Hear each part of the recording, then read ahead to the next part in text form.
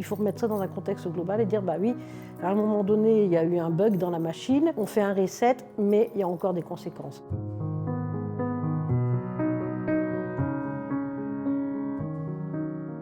Je suis Florence Blas, 54 ans. J'ai fait un infarctus du myocarde en mai 2022. L'infarctus a été progressif dans le temps. J'ai commencé à avoir des gènes thoraciques. Les douleurs ont été de plus en plus fortes, progressives. J'ai pris rendez-vous avec mon cardiologue puisque j'étais fumeuse. Électrocardiogramme, échographie du cœur. Et là, il m'a dit, pars directement au SAMU, tu as fait un infarctus, j'appelle le bloc. On nous envoie directement au bloc. On nous dit que encore quelques heures et on passait de l'autre côté.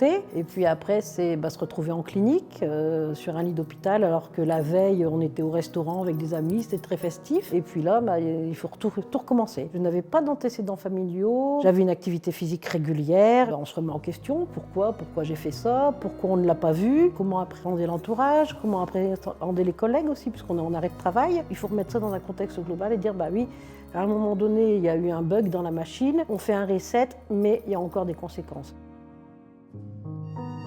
La rééducation cardiaque, je tiens à en parler parce que c'est une étape importante dans la remise en route. Pendant un mois, on est dans un groupe. Donc déjà, on se sent moins seul dans notre pathologie. C'est réapprendre à vivre, réapprendre à marcher. On est vraiment encadré pour réapprendre à vivre et appréhender la maladie différemment. Le kiné nous apprend à refaire le sport. Donc au départ avec des mouvements doux. La diététicienne nous apprend à équilibrer notre alimentation. La pharmacienne ou pharmacien nous apprend à quoi sert tel ou tel médicament. Et puis après la sophrologue, c'est la gestion du stress, puisqu'on sait que le stress est aussi source de récidive. Moi j'ai repris confiance à partir de la rééducation et je l'ai faite en juillet 2022. C'est redémarrer sur de nouvelles bases, c'est essentiel. Le sport est essentiel dans la rééducation et la remise en marche, puisque le cœur est un muscle et qu'il faut faire fonctionner le cœur. Le sport faisait déjà partie de ma vie avant. Aujourd'hui, c'est devenu plus qu'une habitude, une nécessité. Je pratique en salle particulièrement, du renforcement musculaire, et après du tapis de marche, sinon aussi la randonnée. Quand je peux, je vais marcher. Ça fait partie du mode de vie maintenant.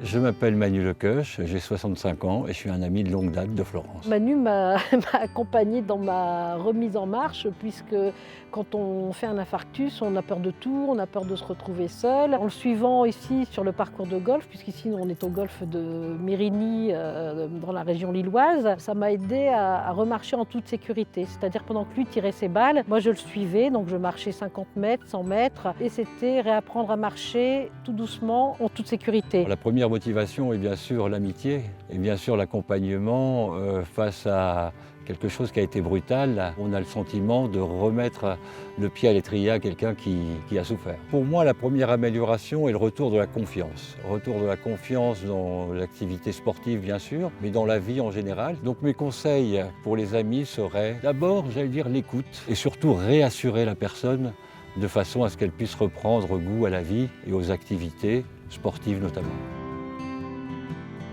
Je me suis engagée dans l'association Agir pour le cœur des femmes pour faire de la prévention sur les maladies cardiovasculaires chez les femmes, puisqu'elles sont connues mais pas reconnues. Et c'est pour ça que moi, en étant été victime, je me dis si on m'avait informée, peut-être que j'aurais plus écouté mon corps et j'aurais alerté plus facilement. L'activité physique, allez-y, c'est primordial. Il est essentiel de consulter son médecin régulièrement pour savoir à quel niveau on peut pratiquer le sport. Et c'est dès le plus jeune âge qu'on doit apprendre aux gens à faire une activité physique.